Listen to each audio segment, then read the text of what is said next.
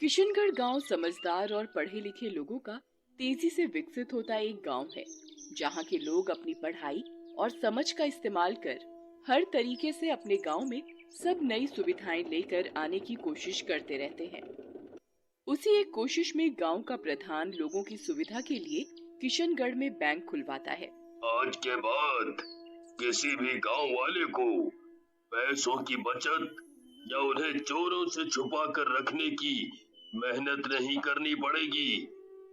सब अपना सामान या पैसे इस बैंक में खाता खोलकर यहाँ सुरक्षित रख सकते हैं। वाह प्रधान जी, ऑल प्रॉब्लम्स वन सॉल्यूशन। मैं आज ही अपना खाता खोलूंगा। गांव में बैंक खुलने से सभी को बहुत खुशी होती है।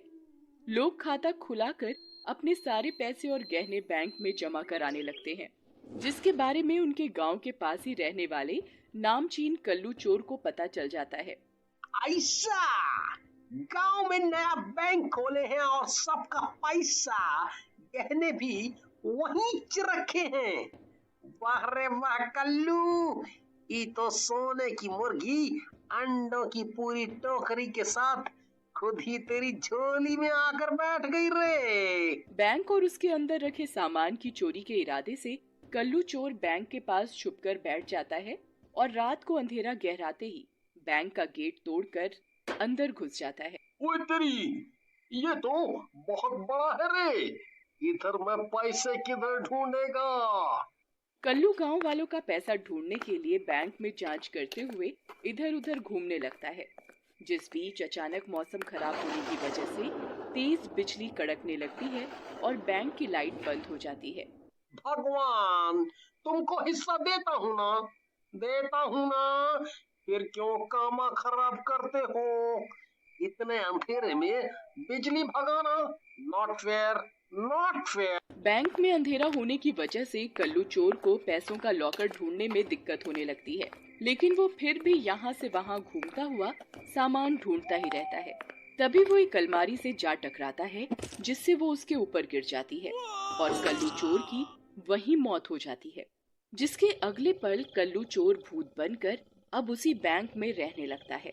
एक शाम पप्पू बैंक बंद होने के समय अपने कुछ पैसे जमा कराने बैंक पहुँचता है। सर, मुझे पैसे जमा कराने हैं।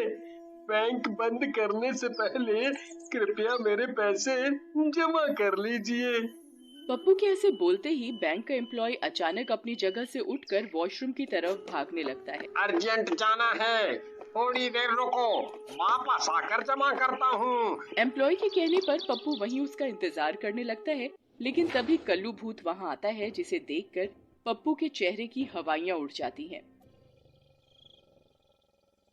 कल्लू, पर रवि ने तो बोला था कि तुम मर गए। हाँ, तो मैं क्या तुझे जिंदा दिख रहा है? अरे भूत है अपन भूत।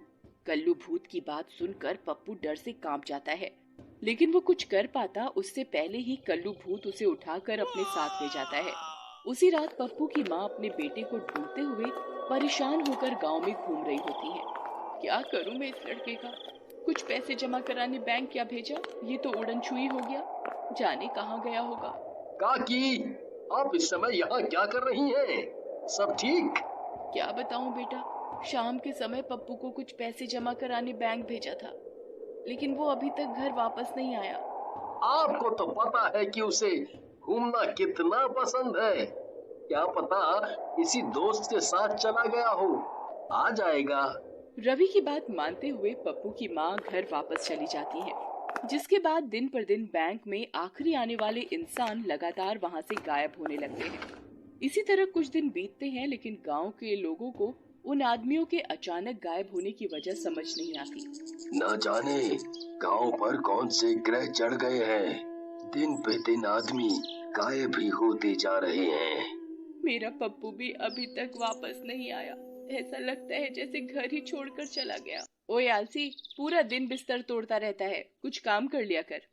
तमीज में बात किया कर, बड़ी है इसलिए कुछ नहीं बोलता, नहीं तो मुंह तोड़ दूं। अच्छा, मेरा मुंह तोड़ेगा? बताऊं अभी? चल जा, मम्मी के गहने बैंक लॉकर में रखा, और हाँ, इसके बाद अपने आवारा दोस्तों के साथ घूमने मत निकल जाइयो, सीधा घर वापस। नहीं, भाग जाऊंगा। तेरे साथ रहने से अच्छा है यहाँ से भाग ही जाऊं। जब देखो हुक्म चलाती रहती है।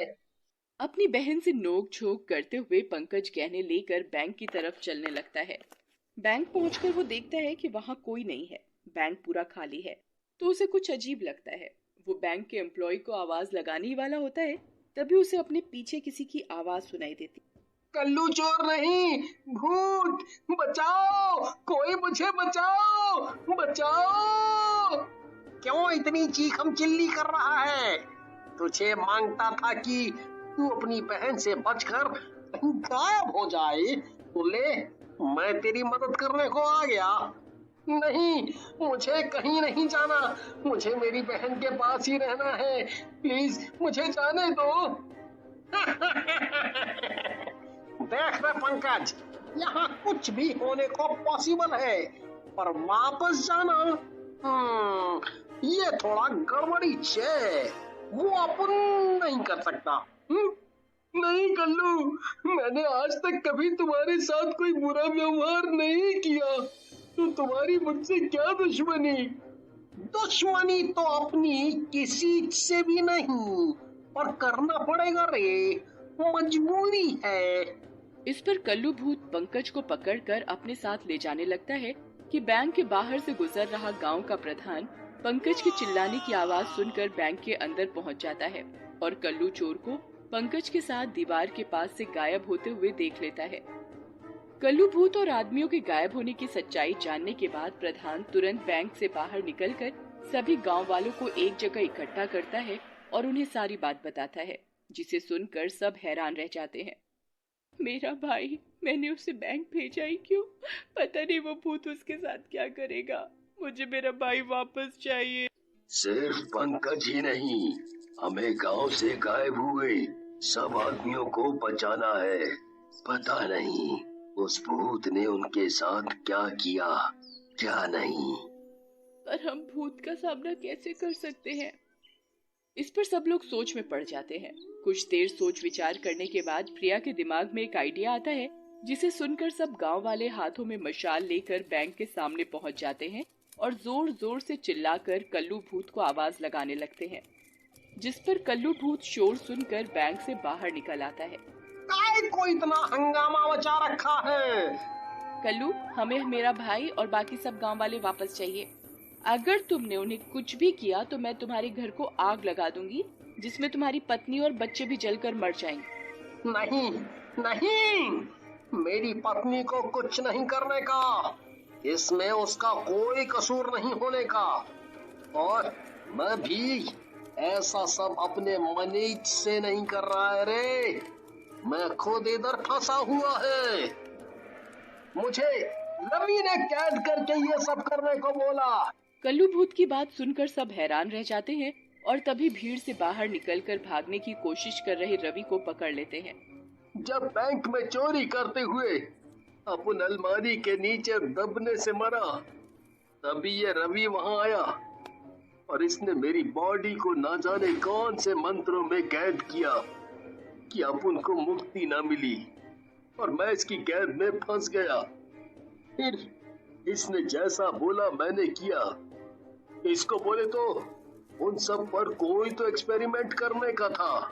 कल्लू, क्या तुम उन सभी आदमियों को यहाँ वापस लेकर आ